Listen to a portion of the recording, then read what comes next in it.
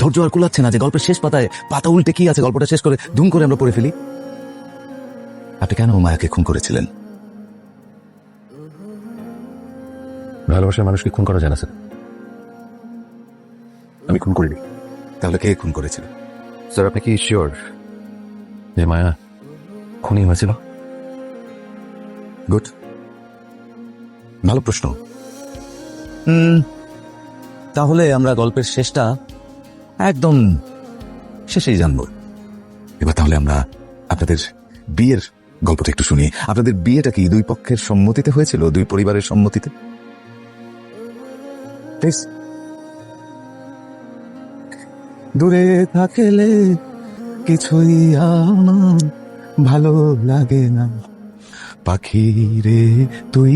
আপনাদের বিয়েটা কি দুই পক্ষের সম্মতিতেই হয়েছিল? জি স্যার, দুই পরিবারের সম্মতিতে আমাদের বিয়ে হয়েছিল। আপনাদের বিয়েতে কি আপনার বেস্ট ফ্রেন্ড, প্রিয় বন্ধু এসেছিল? জি স্যার, ছবিও তুলেছিল।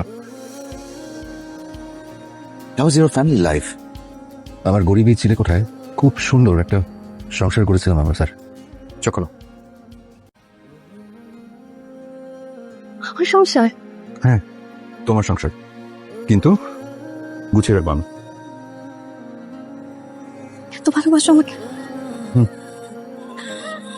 কম্পিউটারের মতো এই যান্ত্রিক লাইফে যে মেয়েটা এত মায়া নিয়ে এসছে, তাকে তোর অনেক বেশি ভালোবাসা দরকার। আমি কি সেটা পারছি? Yes! Yes, yes, yes, yes, yes! Saadat! Saadat! Saadat! কি হয়েছে? আমার ড্রিম সাকসেস। মানে? গোল্ডেন এরা গ্রুপে আমার জব হয়েছে। সত্যি? HR officer. সিরিয়াসলি?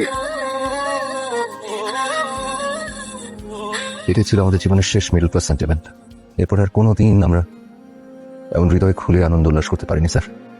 যে মায়ের টানে তিলে তিলে আমাদের সংসার গড়ে উঠেছিল, সে মায়ের ঘর কেটে যেতে থাকে। সাদাত, তুমি তো আগের থেকেও বেশি ইনকাম করছো। আমিও আমার ড্রিম জবে জয়েন করব, স্যালারিও অনেক বেশি পাবো। মানুষ এভাবেই আস্তে আস্তে উপরে ওঠে। আর আমি উপরে উঠতে উঠতে হাঁপিয়ে যাচ্ছি। মানে?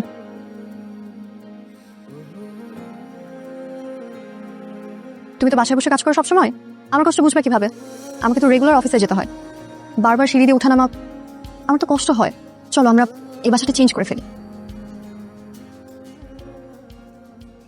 কি বলো? আমরা এর থেকেও সুন্দর বাসা নিব, আরো নিট অ্যান্ড ক্লিন, দামি ফার্নিচার, বেটার ফ্যাসিলিটি, আর হ্যাঁ অবশ্যই লিফট থাকবে। মায়া, আসলে এই বাসাটাতে আমি এতদিন ধরে আছি, এত স্মৃতি এই বাসাটাকে নিয়ে। আমার অনেক কিছু, আমার প্রথম উপার্জন, আমাদের দুজনের সংসার। আর তাছাড়া বাড়িলা চাচাকে দেখো না, আমাকে কত ভালোবাসে, দেখে বোঝা যায় যে উনি বাড়ি আর আমি ভাড়াটিয়া। তুমি তো ইমোশনাল হয়ে যাচ্ছ কেন? আমি তো একটু ইমোশনালি। এটা কি তোমার কেনা বাসা? আর তাছাড়া আমি কি আজীবন এই বাসায় থাকবো? আমি যেখানে জয়েন করবো সেখানে তো আমার একটা স্ট্যাটাসের ব্যাপার আছে নাকি? তুমি না আমাকে বুঝোই না। স্ট্যাটাস? মায়ের মুখ সেদিন ফার্স্ট শুনলাম স্ট্যাটাস। ওর নাকি স্ট্যাটাস দরকার, দামি অফিসে জয়েন করবে, দামি মানুষের সঙ্গে মিশবে, তাই নাকি ওর স্ট্যাটাস দরকার। বাসাটা পাল্টে ফেললে? 3 মাস সংসার করার পর বাসাটা ছেড়ে দিতে বলো। মায়া ওই বাড়ির সবকিছু বিক্রি করে দিয়েছিল, কারণ নতুন ফ্ল্যাটে সবকিছু বেমানান ছিল। মিডল ক্লাস সেন্টিমেন্ট থেকে বেরিয়ে আমরা একটু জাতি উঠলাম। How's the new home? 1800 square feet, drawing, dining, kitchen, বারান্দার 3টা room. Are you happy there? আমি আসলে স্যার কবুতরের মতো নতুন কবে জোর করে কিছুদিন থাকার পর অভ্যাস হয়ে গেল। বাংলা স্টাইল বাদ দিয়ে অ্যাপ্রন পরে ফ্রাইং প্যানে রান্না করা শিখলাম। সয়াবিন তেল বাদ দিয়ে অলিভ অয়েলে কনভার্ট হলো। ব্রোকলি, ক্যাপসিকাম, বেবিকর্ন, কত কিছু যে শিখলাম। রান্না যেহেতু আমি করতাম, পুরো ফ্রিজ আমার দখলেই ছিল, শুধু একটা বাক্স ছাড়া। গ্রিন আপেল রাখতো, ভালোই ছিলাম। কিন্তু মায়া পাল্টে যেতে লাগলো। পাল্টে যাওয়ার গল্পটা বলতে থাকুন স্যার। তো মায়া দ্রুত পাল্টে যেতে শুরু করলো কেন? ফাইনালি ও ড্রিম জবে জয়েন করতে যাচ্ছিল। জয়নিং এর প্রথম দিন ও খুব খুশি ছিল স্যার।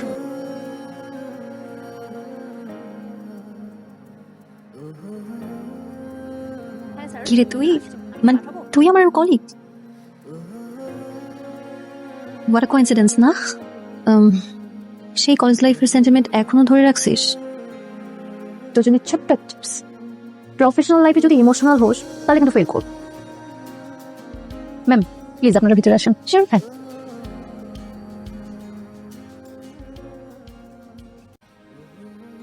আমি Junaid, head of HR office number.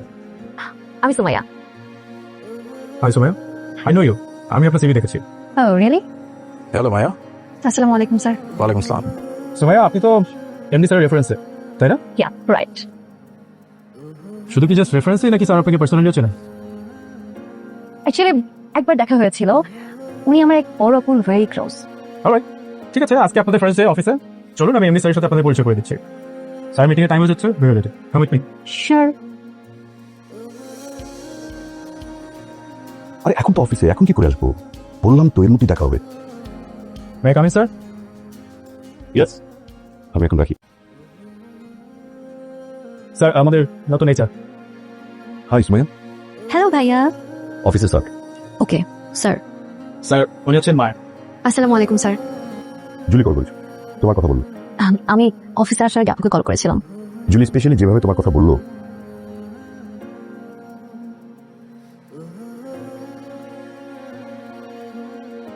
College আপনি ছেড়ে দেবে? ইম্পসিবল। দেন সুমাইয়াকে মেনে নিতে হবে, পারবে? বললাম তো ইম্পসিবল। আমি ওকে কখনো মেনে নিতে পারবো না। আমার এন্টায়ার লাইফে আমি একজন মানুষকে অনেক বেশি হেট করছি, আর সেটা হচ্ছে সুমাইয়া। কিন্তু মায়া, দ্য ট্রুথ ইজ সুমাইয়া তোমার কলিগ। তুমি জানো না সুমাইয়া কতটা ডার্টি, ওর মেন্টালিটি অনেক খারাপ। তারপরে তারপরে আবার ইংলিশের রেফারেন্স। আমি আবার হেরে যাব। ও গড। যাই হোক, দেখো তোমার যেটা ভালো নয় আর সবকিছু কমপ্লিকেটেড লাগছে। কফি খাবে? জিজ্ঞেস করার কি আছে? তুমি তো জানোই আমি টেনশনে সবসময় কফি খাই। আচ্ছা জানি, হ্যাঁ এই জন্য জিজ্ঞেস করলাম। আপেল? উফ সাদা, ডিস্টার্ব করছো কেন? তুমি তো জানো আমি কফির সাথে সবসময় আপেল খাই। কিন্তু তোমার বক্স আমার হাত তো নিষেধ। তুমি কি সিচুয়েশন বুঝো না? সরি, কুল কুল। কুল হওয়ার কিছু নেই, ডিসিশন ফাইনাল। তোমায় একটা প্রফেশনালি ডিল করবো, আর লুজার হবে না। আমাকে এবার উইনার হতেই হবে। এভাবেই মায়া কম্পিটিশনে ঢুকে গেল। ওপরে ওঠার কম্পিটিশন, যে কম্পিটিশনের শুরু আছে কিন্তু শেষ নেই।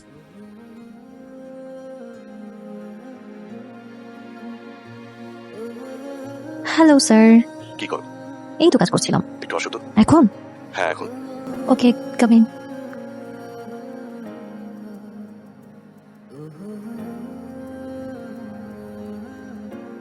সুমাইয়া, সবাই আমাকে কিভাবে জানো? কি sir? Ladder. Ladder? Yes, ladder. সবাই আমাকে বেয়ে বেয়ে ওপরে ওঠে। Very interesting. কিন্তু আমি তো আপনাকে ল্যাডার ভাবিনি। ফালতু কথাবার্তা, come to the point. Outing এ যাবা? কবে sir? Next Friday. Next Friday. Okay, আমি আমার হাজব্যান্ডকে বলবো ভেরি আর্জেন্ট কাজে বাইরে যাচ্ছি। পারফেক্ট।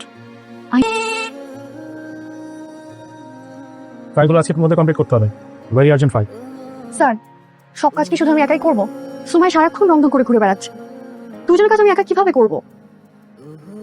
সোমাইয়া বসের close, not only close, very close.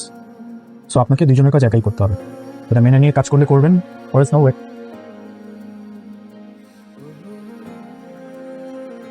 Maya day by day unhappy হতে শুরু করে, কারণ কম্পিটিশনে জেতার নেশা মানুষকে কখনো হ্যাপি করতে পারে না। Sorry to say but unfortunately আমি তোর boss, so you should congratulate me. এখন এবার তাকে লাভ, আমি অলরেডি তোর বস, রেসপেক্ট করতে শেখ। ন্যাচারালি মানুষ কম্পিটিশনে জেতার জন্য। আমি তোমার সিম্পলিসিটি দেখে তোমাকে ভালোবেসেছিলাম মায়া।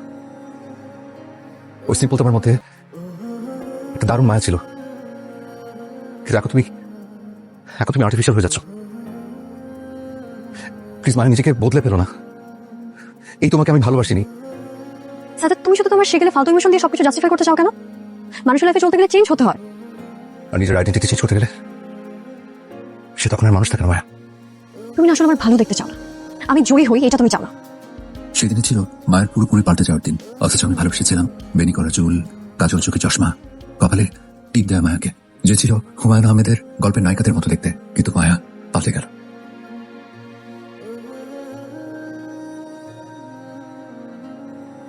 এই মায়াকে আমি কখনোই ভালোবাসিনি।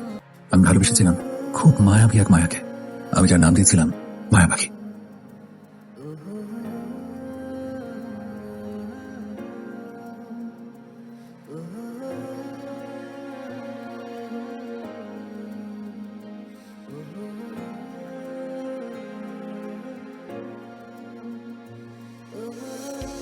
হ্যালো। Come inside. জি স্যার।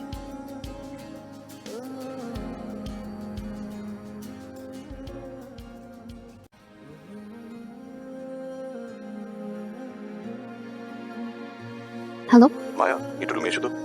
জি স্যার, আসছি। আমার মায়া পাখিটা এভাবে প্রতিদিন একটু একটু করে মরে গিয়ে জন্ম নিচ্ছিল এক কর্পোরেট মায়া। কিন্তু আমি আমার মায়া পাখিকে খুঁজে ফিরছিলাম, যাকে আমি আমার সব কিছুতে ভালোবেসেছিলাম, আঁকড়ে রাখতে চাইছিলাম।